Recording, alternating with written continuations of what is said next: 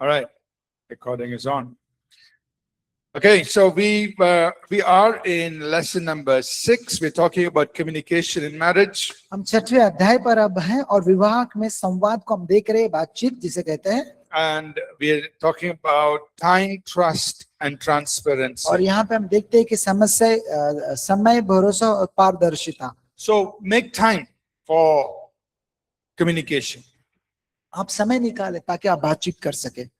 And don't be afraid. Don't be afraid to prioritize your family and your family time with your family. तो आपको क्या करना है? प्राथमिकता देना है अपने परिवार को समय निकालने के लिए. When our children were growing up, जब हमारे बच्चे जब बड़े हो रहे थे, there was a season where our practice was every Saturday morning, I would go and play football with my son. और एक समय ऐसा था, एक मौसम ऐसा था हमारे जीवन के अंदर, तब उस समय पर मैं अपने बच्चों के साथ फुटबॉल की साधना करता था. With my son, with Joshua, I would go play football. Then I would take both of them to music class. उसके बाद में म्यूजिक क्लास में उन्हें लेके जाता था फिर. And then we would sit and have breakfast together. उसके बाद में एक साथ में हम नाश्ता करते थे फिर. Like a brunch, like 11 o'clock breakfast. तो 11 बजे हम एक साथ में नाश्ता करते थे. So every Saturday morning, that was our practice. हर शनिवार को ये हमारा साधना था. So sometimes if people call me, Pastor, can you come to preach on Saturday? I will say, sorry, I am busy. कभी कभी कुछ लोग मुझे बुलाते थे कि पासवान, क्या आप शनिवार के दिन हमारे यहाँ पे प्रचार को आएंगे? तो मैं उससे कहता था कि मैं व्यस्त हूँ. Because spending time with children was more important than going and preaching somewhere. बच्चों के साथ समय बिताना वो उससे उत्तम मतलब प्रथम है जिसके सेवकाई करने से पहले. But then Jesus said, if you love your wife or you love your children more than me, you're not worthy of me. Bible ऐसा कहता है कि यीशु मसीह ने कहा है कि अगर अपने पत्नी से बाल बच्चों से मुझसे ज्यादा प्रेम करेगा तो आप मेरे योग्य नहीं हो. But the same Bible also says in 1 Timothy 3 that if you don't take care of your children, you cannot take care of the house of God. तो वही बाइबल में ये भी लिखा है पहले तीमुथियुस में, अगर अपने परिवार का आप प्रबंधन नहीं कर सकते तो कलीसिया का भी प्रबंधन नहीं कर सकते. You understand? ठीक है. Right? So sometimes people will only quote one verse and they will say, see, how can you love your wife and your children more than serving God? कभी लोग एक ही वचन को दोहराते हैं और कहते हैं कि देखो यहाँ पे वचन में ऐसे लिखा है कि यीशु मसीह ने कहा है कि आप पति पत्नी बच्चों से ज्यादा परमेश्वर से प्रेम करना है. But what else does the Bible say? लेकिन उसके अलावा और भी बाइबल कुछ कहता है. Bible also says if you can't take care of your own family, then you're not qualified to take care of the church. तो बाइबल ये भी कहता है अगर आप अपने परिवार को संभाल नहीं सकते तो आप अपनी कलीसिया को भी संभाल नहीं सकते. So we have to look at the whole scripture. तो हमको क्या करना है? दोनों में संतुलन बना के रखना है कि क्या वचन कैसे. One very important thing that I always kept in my mind is that when I am ministering to my family, I am doing ministry.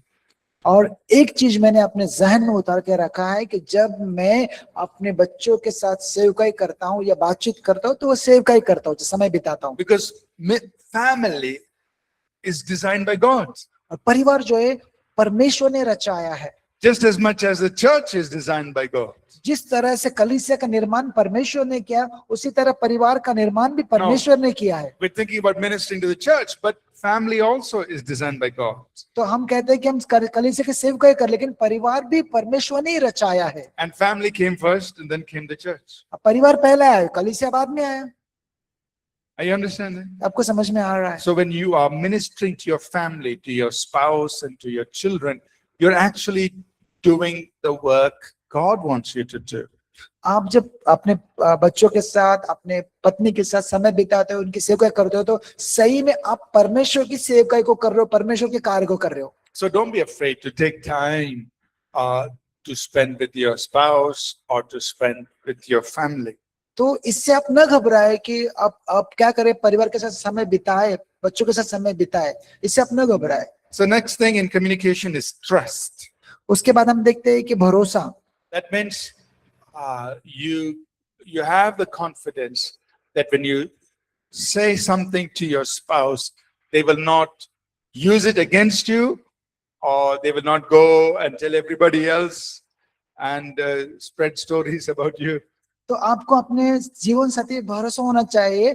जब अपने जीवन साथी को आप कुछ कहते हैं तो ये निश्चिंत रहना चाहिए कि वो किसी से कहे नहीं और ये बात के कई और फैलाए नहीं। इस बात का भरोसा उनको अपने पे होना चाहिए। Right? So that trust must be there, and trust is built. It is strengthened by how the other person behaves. तो भरोसा ये बांधा जाता है जब कोई व्यक्ति का व्यवहार के अनुसार भरोसा बांधा जाता है, किस तरह से व्यवहार So करता there है। must be trust in the marriage between the husband and wife in order to have good communication. तो अच्छे संवाद होने के लिए पति पत्नी में एक अच्छा भरोसा होना चाहिए।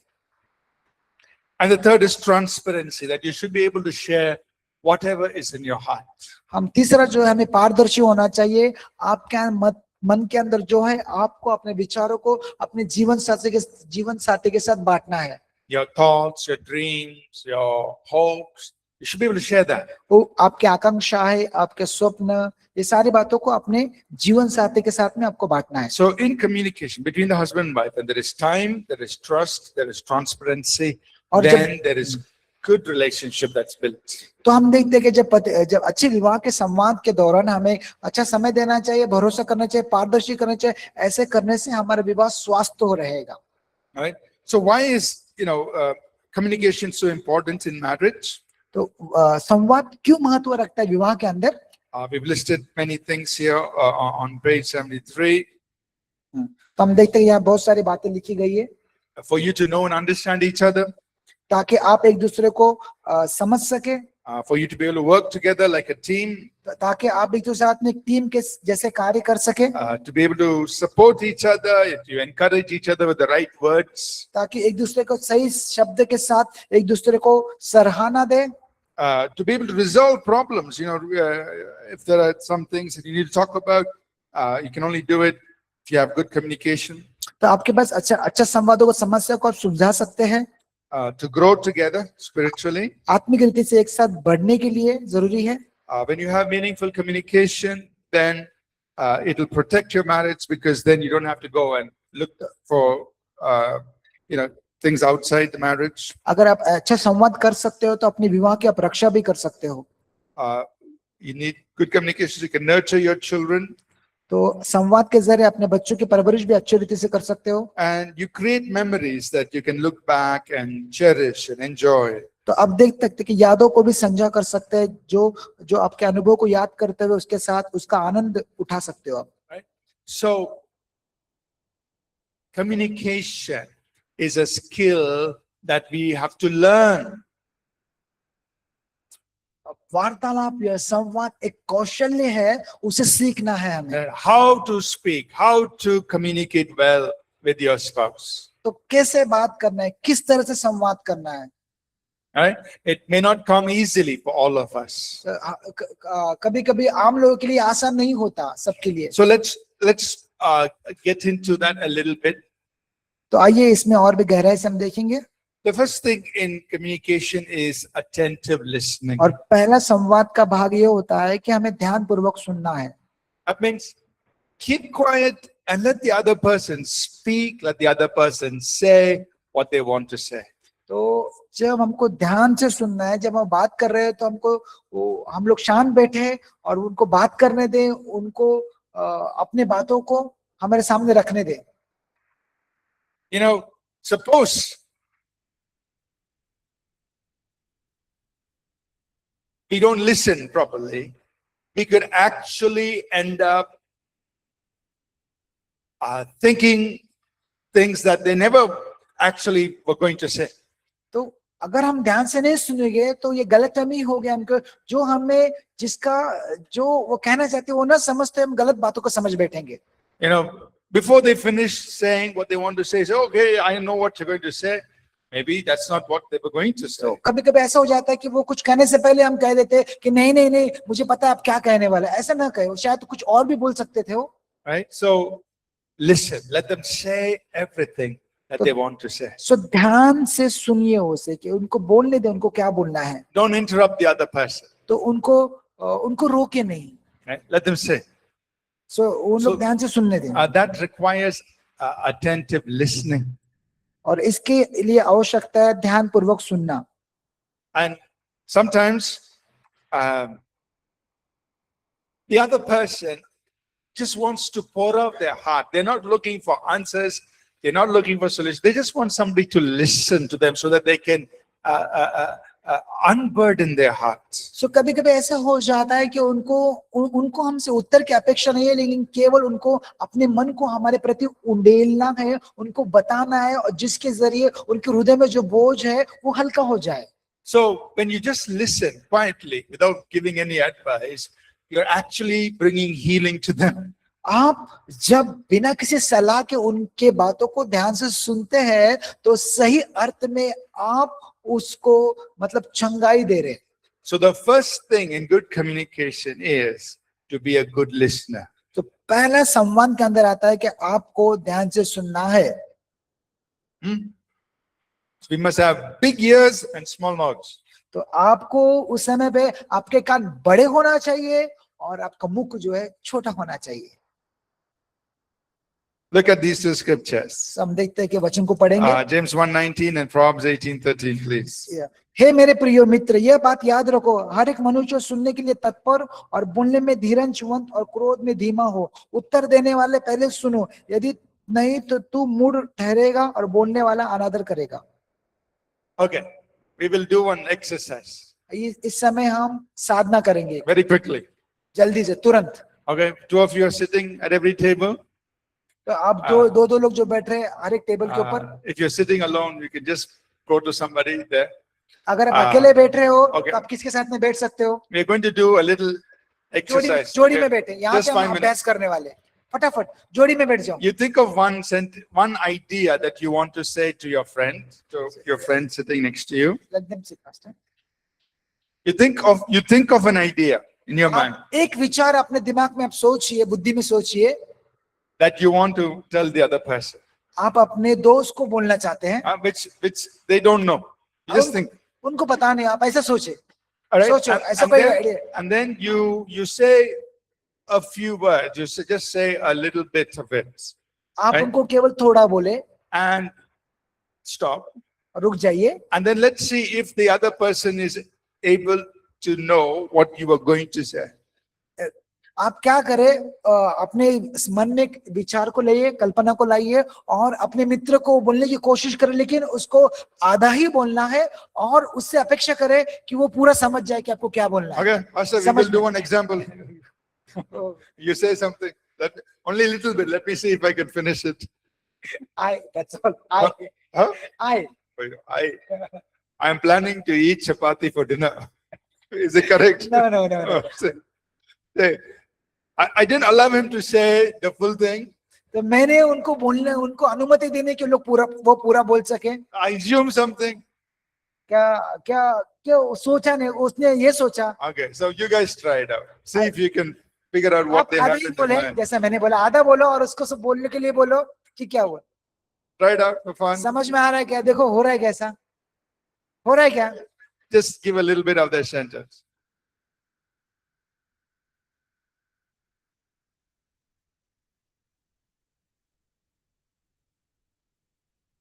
Anybody got it right? किसी को सही उत्तर मिला क्या? सामने वाला क्या कर रहा है मालूम पड़ा You क्या? guys got it? Anyone got it right? सही उत्तर नहीं मिले, कैसे मिलेगा? You got it right? You guessed it? Okay. Few people guessed it. ठीक है ना, एक दूसरे से बात करें। Okay. ठीक है। So, see, in many cases, I know some people were able to guess what the other person was going to say. कुछ लोगों को समझ में आया कि सामने वाला व्यक्ति क्या कर रहा है, लेकिन बहुत सारे मामले में ऐसा होता है। But in many cases, it's difficult बहुत सारे मामले में दिक्कत की बात हो जाती है, because you didn't hear them out. You didn't hear fully what they were going to say. इसीलिए कि हम उनको पूरा रीति से नहीं सुन पाए। So when we don't allow the other person to say everything that they want to say, we could end up making wrong assumptions. तो ऐसा हो जाता है, अगर हम उनको अनुमति देते नहीं है कि उनकी बात को पूरी रीति से हमसे कहने के लिए, तो हम गलत धारणाओं में पहुंच जाते हैं। तब You know, we could make assumptions that are totally wrong, that make us misunderstand what they were going to say. तो हमको गलतफहमी हो जाता है कि ये समझने में कि वो क्या कहना चाहता है, तो गलतफहमी हो जाता है तभी हमें। So the best thing is सबसे just उत्तम to बात ये है, listen, let them say what they have to say, तो सबसे उत्तम बात ये है कि हमको ध्यानपूर्वक सुनना है, उन्हें कहने दे वो क्या कहना चाहते हैं, and then you can respond. और उसके बाद में आप उनको प्रतिसाद दे सकते हैं। And like we said, sometimes when sometimes people just want to be heard, they just want somebody to listen to them. और कभी कभी ऐसा होता है कि लोगों को कहने की जरूरत पड़ती है, वो अपने आप को उंडेलना पड़ता है You know, उनको। they just want to pour out their heart. So you could just be a listening ear to your spouse. कभी कभी ऐसा होता है कि आप जीवन साथी केवल आपको कहना चाहता है, आपसे उत्तर की अपेक्षा नहीं करता है, अपने मन के बोझ को हल्का करना चाहता है। So some other things about listening is, if you're not very clear what the other person is saying, it's a good practice to ask them, did you mean to say like this? You're clarifying, you're asking them to explain. अगर आपकी पत्नी आपसे जो कह रही है वो बात आपको समझ में नहीं आए, तो फिर से उससे पूछे कि क्या आप जो कहना चाहते हैं इसका मतलब ये है, ऐसा पूछे उससे। So that's part of good listening. That means you're clarifying what they said. So ये एक भाग होता है ध्यानपूर्वक सुनने का। And also a good thing when listening is you're responding non-verbally. That means by nodding your head, but just by looking at them, and you're showing signs that you understand what they're saying.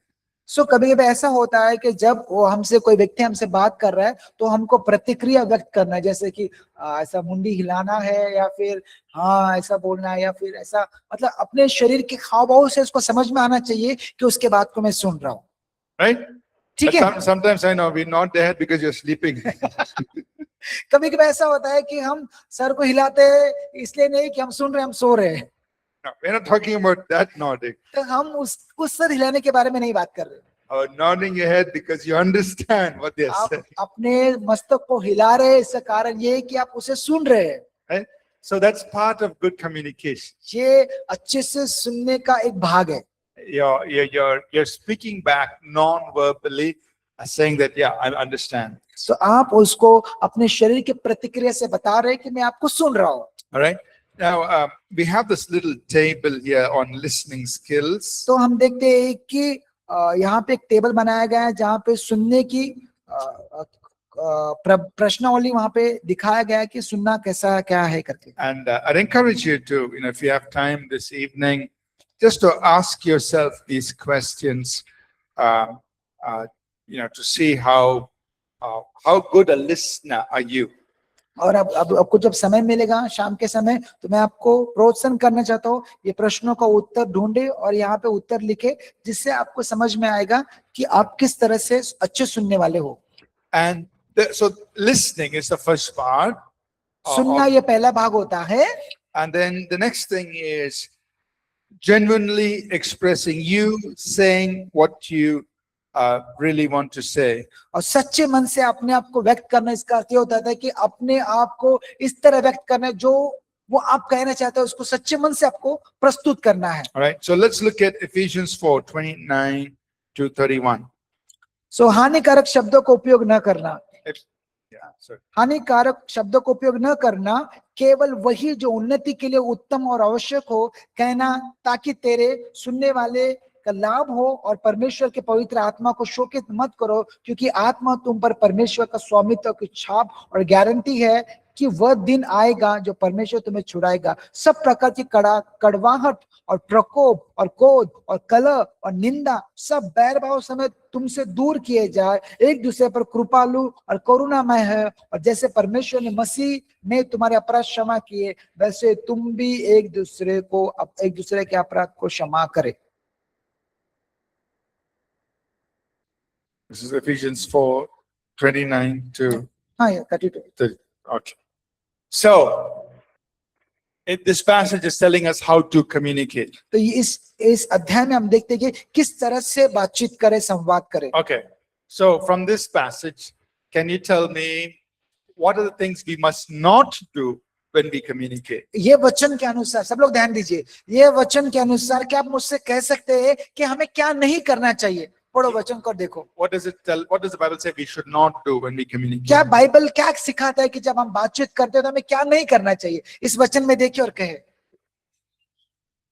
Don't use harmful words, words that will hurt the other person. हानिकारक शब्द का उपयोग न करें। और जोर से बोलिए। Okay, and what should we do? What are the good things we must do with our और यहाँ words? पे भली बात क्या है जो हम कर सकते हैं, उसमें क्या है? जोर से बोलिए ना, पढ़ो को बोलो। Use helpful words. आवश्यक शब्दों का इस्तेमाल हम कर सकते हैं, उत्तम शब्दों का इस्तेमाल हम कर सकते हैं। What else? Kind words. We दयालु must शब्द। also forgive, be forgiving. हमको एक दूसरे को क्षमा करना है। What else must we do? एक दूसरे को उत्साहित करना। We have to encourage each other. So encourage each other, yes. And verse 31, don't have any bitterness, यहाँ पे कड़वाहट नहीं होना चाहिए, no hate. कोई क्रोध, कोई कलह, कोई निंदा, बैर भाव। Okay, so this passage is telling us very clearly ये जो अध्याय हमें बहुत स्पष्ट रीति से बताता है how to communicate and what to do, what not to do when we ये अध्याय communicate. हमें बताता है कि हमें क्या करना है और क्या नहीं करना है। Right? So we apply this in our lives. ये हमारे जीवन में हम लागू करते हैं। You practice it now as you speak to your friends, you इस speak पे to each आप other. इस पे आप अभी से अमल करें, अपने मित्रों के साथ, अपने साथीदार के साथ। And you also practice it within the marriage. और आप इसको विवाह के अंदर भी इसका इस्तेमाल आप कर सकते हैं। You don't say hurtful words to your spouse. आप कोई हानिकारक शब्द अपने पत्नी के लिए उपयोग न करें। Speak kind words, speak words that encourage, that build up the person. उन्नति की बातें करें, उत्तम बातें करें, जो उसकी उन्नति के लिए आवश्यक है, केवल वही कहे। Let it strengthen your spouse. और आप अपने जीवन साथी को इसके द्वारा सशक्त बना सकते हैं। No bitterness and anger, no shouting, no hate. तो यहाँ पे कोई क्रोध नहीं, कोई प्रकोप, कोई कड़वाहट, कोई कलह, कोई निंदा नहीं होना चाहिए। So speak that way. तो आपको ऐसा कहना है with your spouse. आपके पत्नी के साथ। Are you understanding? क्या आपको समझ में आ रहा है? So this is, the Bible is telling us, this is how we should communicate. Bible हमें सिखाता है किस तरह से हमें संवाद करना है। And there are several proverbs on communication that we यहाँ put पे here on देखते हैं this table. नीति वचन यहाँ पे लिखा गया है, टेबल के अंदर आप देख सकते हैं। And I encourage all of us to read through these verses from Proverbs on communication. मैं आपको प्रोत्साहित करना चाहता हूँ कि आप घर पे जाकर इस वचन को पढ़िए, जो बातचीत के ऊपर लिखे गए नीति वचन का जो किताब है उसके। Let's go through that quickly and then we will close. आइए इस पे हम जाएंगे, उसके बाद में समाप्त करेंगे। Proverbs 11:12. तो दूसरे के विषय में तुच्छ पूर्वक बोलना मूर्खता है, परंतु यदि आप समझदार है तो चुपचाप रहेंगे। So don't speak bad about others. तो किसी के बारे में आप तुच्छता पूर्वक न बोले। If you don't have anything good to say, keep quiet. अगर आपके पास कोई अच्छी बात नहीं है उसको बोलने के लिए, तो आप ना कहे। One of the things my wife and I, we don't sit at home and talk bad about people in the church. तो हम लोग, मैं और मेरी पत्नी ऐसा करते हैं, जब हम बैठते हैं तो किसी कलीसिया के किसी के व्यक्ति के बारे में बुराई नहीं करते, We don't discuss those things. We don't talk those things. हम उसके बारे में बात नहीं करते। People can do what they want. हाँ, People can do what they want. लोग जो चाहे वो करने दे, But we don't sit at home and gossip about people. हम उनके बारे में वार्तालाप नहीं करते घर पे, We don't do that. हम वो नहीं करते। Right? Proverbs 12:18. बिना सोच विचार का बोलना तलवार के नहीं चुभता है, परंतु बुद्धिमान के साथ बोलने से लोग चंगे होते हैं। Right? So some words can hurt people. कुछ शब्द जो है वो चुभता है, So we have to be careful with the words we speak. तो हमें ध्यान रखना चाहिए कि हम किस रीति से बोल रहे हैं। Sometimes we may say it jokingly, but it actually hurts the other person.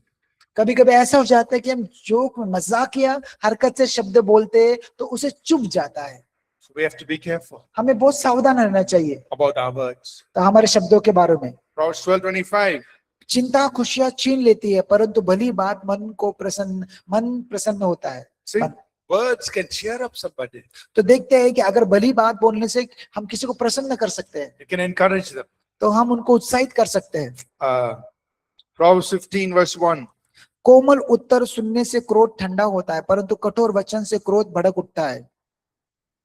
So you can imagine husband, wife. Husband shouts, wife shouts louder. Husband shouts even more louder. Then wife shouts even louder. Full ceiling shouting match goes to the ceiling. तो ऐसा होता है। कल्पना ऐसा करे कि पति चिल्ला रहा है, उसके साथ में पत्नी उससे और चिल्ला रही है, फिर पति क्या कर रहा है, पत्नी से भी और चिल्ला रहा है, और पत्नी क्या कर रहा है, उससे और चिल्ला। ऐसा करते करते उसको जो आवाज है छत तक पहुंच चुका है। The Bible says, yeah, Bible ऐसा कहता है, gentle answer, gentle answer. Bible कहता है कोमल उत्तर, It quietens, quietens anger. कोमल जो उत्तर है क्रोध को ठंडा करती है। So be calm. तो आपको शांत रहना चाहिए। Even though the situation may be, very tense, just calm, and quiet answer will calm things down. आपको शांत होना है। अगर स्थिति गंभीर भी हो, उस समय पर भी आपको अपने आप को शांत रखना है। Proverbs 15:23. सही अवसर पर कहा हुआ सही वचन क्या ये भला होता है। Now, saying the right thing can just bring great blessing in a given तो situation. हम देखते हैं कि सही जो अवसर पर कहा हुआ सही वचन जो है वो एक हमें कुछ सिखाता है, सही सिखाता है। So sometimes you just pause, say, Lord, what should I say in this situation? और कभी कभी ऐसा होता है कि आपको विराम लेना और कहना है कि परमेश्वर मैं क्या कहूँ अब इस व्यक्ति से, What should I say? मैं क्या कहूँ, How can I help the situation? तो मैं किस तरह से इसकी सहायता कर सकता हूँ। Because when you say the right words, it can really encourage somebody, it can encourage your spouse, it can bless the situation. तो आप अगर सही शब्द का उपयोग आप कर रहे हैं तो वो किसी को उत्साहित कर सकता है, आपके पत्नी को आशीष भी कर सकता है। Proverbs 16:23 and 24. बुद्धिमान लोग बोलने से पहले सोचते हैं और उसके वचन मन को समझाते हैं। मन भावने वचन मधुर मत्ते छत्ते के नाई होते हैं, जो प्राण को मीठे लगते हैं, पर स्वास्थ्य का कारण होते हैं। So what must we do? हमें क्या करना है? बोलने से पहले सोचना है, बोलने से पहले सोचना है। Right? So we have to think before we speak. तो हमें क्या करना है? बोलने से पहले सोचना है। Yeah, so think about it. And then kind words are sweet and they bring health and healing. तो यहाँ पे ऐसा लिखते हैं कोमल शब्द जो है वो मधु के छत्ते समान होते हैं, जो हमारे प्राणों को मीठे लगते हैं और स्वास्थ्य लाते हैं। Proverbs 17:27. जिन्हें खुद पर यकीन होता है वो हर समय नहीं बोलते, जो शांत रहते हैं उनमें सच्चाई बुद्धि पाई जाती है। Okay? So you don't have to keep on talking all the time. आपको कभी कभी बहुत सारी बातें नहीं करना है। Right? It says here, people who stay calm, they have real तो understanding. यहाँ पे ऐसा लिखा है कि जो लोग शांत रहते हैं उनमें बुद्धि पाई जाती है। We'll skip a few verses. Look at Proverbs 29 and verse 20. जो व्यक्ति बिना सोचे समझे बोलता है उससे मूर्ख व्यक्ति से अधिक आशा की जा सकती है, उससे मूर्ख व्यक्ति से अधिक आशा की जा सकती है। Right? So if you speak without thinking, it's going to get us into trouble. अगर आप बिना सोचे बोलेंगे तो आपको समस्या में डाल देगा वो। right? So communication is so important in marriage. इसीलिए वार्तालाप विवाह में बहुत महत्व रखता है। Okay, let me just try to finish this chapter. Okay, let's just quickly finish this chapter. I just want to, we'll talk a few more things. तो आइए कुछ और बातों को हम देखेंगे। What causes breakdown in communication? तो क्या वार्तालाप कैसे भंग हो जाता है? Why do husbands and wives stop talking to each other? तो क्यों पति पत्नी बात नहीं कर पा रहे? What causes the breakdown in तो communication? उनमें जो भंग क्यों किस कारण से हो रहा है? We've listed a few things तो here. यहाँ पे लिखा गया है, Fear that you'll be judged or criticized. तो यहाँ पे लिखा है कि आप पर दोष लगाया जाएगा, आपकी आलोचना की जाएगी, ये डर है आपको। Or fear that what you say will be held against you. तो ये डर से आप नहीं कह रहे कि जो बोला गया उससे आप पकड़ कर कहा जाएगा, विरोध में पकड़ कर कहा जाएगा। Or maybe the other person is just not interested. They're preoccupied with other things. तो और या दूसरा व्यक्ति उसको मेरे अंदर दिलचस्पी नहीं मेरे बात सुनने में और अपने दूसरे कार्य में व्यस्त है। Sometimes there's a fear of being misunderstood. तो यहाँ पे देखते हैं गलतफहमी का उनको एहसास हो जाता है, उसके वजह से हो जाता है। If I say this, they may take it like that. They may understand it differently. तो कभी कभी ऐसा होता है कि मैं ये कहना चाहता हूँ वो समझ में आता है, इस तरह से उनको गलतफहमी हो जाती है। Or they're too busy to talk. तो अत्यंत व्यस्त रहते हैं बात करने में। Or sometimes people are just hiding their emotions. और कभी कभी वो लोग अपनी भावनाओं को छिपाते हैं। So these are all reasons why husband and wife will stop talking to each तो other. ये कारण है कि जो पति पत्नी में वार्तालाप का भंग हो जाता है। So when that happens, we need to heal. We need to bring them out of this situation. जब ऐसा हो जाता है तो हमको कोशिश करना है कि हमको चंगाई देना है। And it is best that we don't allow your relationship to go into this. तो हम चाहते हम तुमको ये सलाह देते हैं कि आपका रिश्ते इस स्तर पे न पहुंचे। Understand the power of your words. Your words can bring life or death, blessing or cursing. तो आपके शब्दों का सामर्थ्य, आपके शब्द जीवन या मृत्यु, आशीष या श्राप को लाते हैं। Your words can build faith or it can destroy it. आपके शब्द विश्वास को बढ़ा सकते हैं या नाश कर सकते हैं। Your words can release faith in the other person or release doubts. आपके शब्द विश्वास को या संदेह को मुक्त कर सकते हैं। So use your words correctly. आपका जो शब्द है सही रीति से उपयोग करें। Right? Speak blessing over your spouse, your children, your marriage, your home. अपने जीवन साथी के प्रति, अपने बच्चों के प्रति, अपने विवाह के प्रति आशीष की बातें कहें। And also together you speak the word of God as a weapon against the enemy. तो कहा गया शब्द शत्रु के विरोध में हथियार की तरह इस्तेमाल करें। Okay. I want us to understand the power of our words. मैं आपको समझाना चाहता हूँ आपके मुख में कितना सामर्थ्य है। Right? So, and words are so important in marriage.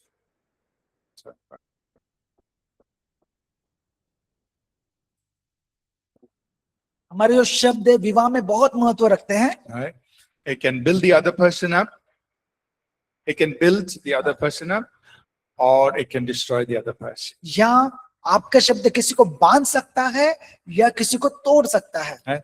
So use your words carefully. तो आपका जो शब्द है बहुत सोच विचार करके इस्तेमाल कीजिए।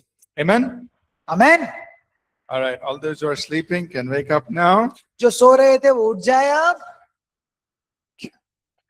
All right. We're going to take a few minutes to pray. आइए थोड़ा समय हम लेंगे प्रार्थना के लिए।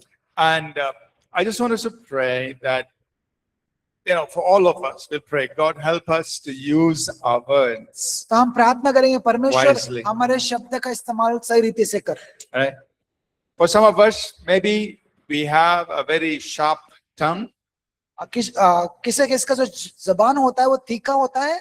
Maybe very often you just speak harsh words, hurtful words. तो अक्सर आप बहुत मतलब खेदित बातों को कहते हैं लोगों के साथ। But as we pray today, you say, आज हम God, प्रार्थना heal करेंगे। my tongue. हम कहेंगे प्रभु मेरे जबान को चंगाई दे। I don't want to speak words that hurt other people. मुझे ऐसे शब्द नहीं कहना है जिससे लोग दुखी हो जाए। I want to speak kind words. परमेश्वर मैं दयालु शब्द बोलना I want चाहता to हूँ। speak words that build other people. मुझे वो शब्द कहना जो लोगों को बांध सके। Sometimes we speak words of doubt, of fear, of unbelief. और कभी कभी हम संशय की बातें करते हैं, कभी कभी अविश्वास की हम बातें करते हैं। So we say, God, today change my tongue. Give me a tongue that will bring faith. It will inspire faith. It will bring encouragement to people. तो आप परमेश्वर से प्रार्थना करें, परमेश्वर मेरे जबान को बदल, ताकि ये जबान के जरिए मैं लोगों को उत्साहित कर सकूं, चंगाई कर सकूं, लोगों को मैं प्रोत्साहन दे सकूं। Sometimes some of us are in the habit of gossiping about other people. तो कुछ लोगों को ये स्वभाव होता है कि दूसरे के बारे में वो बातचीत करते रहते हैं। We are like the breaking news about the other person. कभी कभी हम समाचार पत्र जो ब्रेकिंग न्यूज की तरह लोगों से कहते हैं। Even before that person knows what is happening in their life, you know, and you have broadcast to everybody. तो कभी कभी क्या होता है, वो व्यक्ति को जिसके जिंदगी में जो चल रहा है उसको पता भी नहीं होता मेरी जिंदगी में क्या चल रहा है, लेकिन दूसरे व्यक्ति उसके बारे में उससे पहले जानकर दूसरे से कहने लगता है। Full breaking news broadcast. तो ब्रेकिंग न्यूज ब्रॉडकास्ट की तरह वो प्रसारित मतलब प्रचार करते रहता है। For some of us, that is a problem. तो किसी किसी का ये समस्या है, And we want to ask God to deliver us from gossip और and आज हम speaking like परमेश्वर से that. पूछेंगे कि परमेश्वर इस गॉसिप करने की बातों से, चुगली करने की बातों से मुझे तो छुड़ा।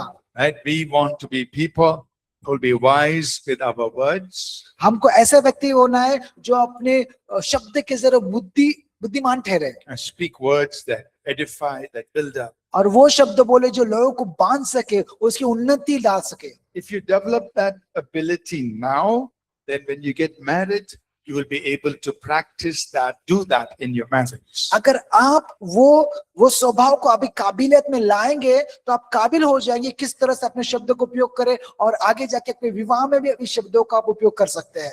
Are you understanding? क्या आपको समझ में आ रहा है? All right. So that's what we are going to pray right now. हम वो प्रार्थना करने वाले अभी। Let's rise to our feet. आइए हम खड़े हो जाएंगे। And as we pray, हम प्रार्थना करते हैं expect the Spirit of God to touch you. तो आशा करें कि पवित्र आत्मा आपको स्पर्श करे, And expect the fire of the Holy Spirit to touch your tongue. और आशा करें कि पवित्र आत्मा का आग आपके जबान को स्पर्श करे। Let the cleansing fire of God cleanse and तो शुद्ध करने वाली आग हमारे जुबान को शुद्ध करे, cleanse our tongues. हमारे जबान को शुद्ध करे, Cleanse our lips. तो हमारे मुख को शुद्ध करे। Like when Isaiah had an encounter with God. And जिस तरह यशायाह प्रभु के साथ में उसका वार्तालाप हुआ, God, he said, take the coal. उसने कहा कि प्रभु ये जो कोल है उसको ले, कोयला उसको ले। Cleanse my lips. परमेश्वर मेरे जबान को चंगा कर। I want to speak truth. I want to speak love. I want to speak encouragement. मुझे सत्य बात करना है, मुझे प्रेम बात करना है, मुझे उन्नति की बात करना I है। want to speak faith. परमेश्वर मैं विश्वास की बात करना चाहता हूँ। Remove, oh God, an evil tongue. परमेश्वर बुराई की बातें मेरे मुख से, बुराई का जो जबान है वो निकाल दे मेरे मुख A से। lying tongue, a gossiping tongue. I don't want that. परमेश्वर जो चुगली का जो प्रभु राजा जबान है उसे तो दूर कर दे। Let's pray. आइए प्रार्थना करेंगे। Father, right now we stand before you in the name of Jesus. परमेश्वर हम तेरा धन्यवाद कर रहे, इस समय तेरे सम्मुख हम खड़े होते हैं।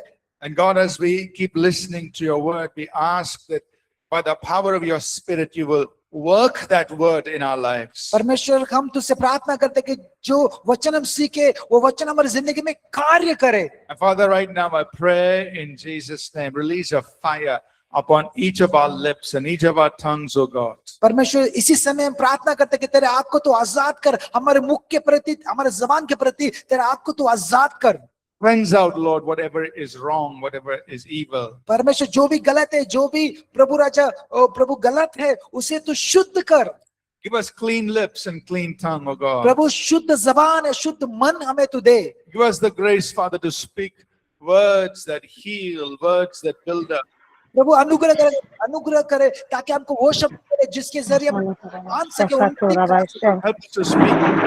तो परमेश्वर हम पे दया करे कि हम दया की बातें कर सके। Help us to speak words that inspire faith. परमेश्वर मदद करे ताकि हम लोगों के विश्वास को बढ़ाने की बातें करें। Help us to speak words that are aligned to your word. परमेश्वर हमें मदद करे ताकि तेरे शब्दों से मेल खाने वाले बातों को हम कहे। Oh God, give us tongues that will bless and heal. परमेश्वर वो जबान दे जो लोग, जिसके जरिए लोगों को हम आशीष और चंगाई दे सके। Oh God, be glorified to the words we speak. परमेश्वर जो शब्द हम कहे उसके जरिए तेरी महिमा हो सके। Touch each one of us, Father. परमेश्वर हर एक को तो स्पर्श कर, Touch each one of us by her your एक को Holy तो Spirit. स्पर्श कर। Forgive, Lord, for the wrong things we've done with our mouths. परमेश्वर हर एक बातों को क्षमा करे जो वो गलत किया है। Forgive, Lord, words that have destroyed and hurt people. परमेश्वर हर एक ऐसे शब्द जिसके जरिए लोगों का नाश हो गया, उस शब्द के लिए हम क्षमा मांगते हैं। And from this day, Lord, let our lips and our tongue be consecrated to you. परमेश्वर आज के दिन से मेरा जबान पवित्र हो जाए। And Lord, let it just be and bring blessing, God. परमेश्वर ये उनके लिए आशीष का कारण बने। And Father, in Jesus' name, I pray over the future marriages that each of these people will enter into. पिता यीशु मसीह के नाम से हम प्रार्थना करते हैं कि भविष्य में जो विवाह होने वाला है, जो विवाह में प्रवेश करने वाले, उसके लिए हम दुआ करते हैं। As they go into those marriages, परमेश्वर जब विवाह में प्रवेश करेंगे, God, that their words, their tongue will be a channel of your blessing. परमेश्वर उनका जो मुख है, उनका जो जबान है, आशीष का कारण ठहरे। They will speak words that bless their spouse. परमेश्वर वो लोग ऐसे शब्द को बोले जिस तरह उनका जीवन साथी आशीषित हो। They will speak words that bless their marriage and bless their home. परमेश्वर ऐसे शब्द को बोले उसके जरिए उसका विवाह और उसका परिवार आशीषित हो। They'll speak words that heal and build up and strengthen. परमेश्वर ऐसे शब्द को बोले जिसके जरिए चंगाई और उन्नति प्राप्त हो। Holy Spirit, do this through each one of them. पवित्र आत्मा हर एक के अंदर ऐसा कार्य को तू कर। Oh God, we thank you. ओ परमेश्वर तेरा धन्यवाद करते We हैं, honor you, हम Father. तेरा आदर करते हैं In Jesus' name. यीशु के नाम से। Amen. Amen Amen. Amen. God bless you. We'll continue tomorrow. प्रभु आपको आशीष करे। हम कल से जारी करेंगे फिर से। Thank you. ठीक है सर, जय मसीह की। जय मसीह की। जय मसीह की सर। जय मसीह की सर। जय मसीह की सर, जय मसीह की, जय मसीह की। जय मसीह की सर, जय मसीह की। जय मसीह की सर जी। जय मसीह की सर। थैंक यू सर जी। Thank you for joining. God bless you. Bless you.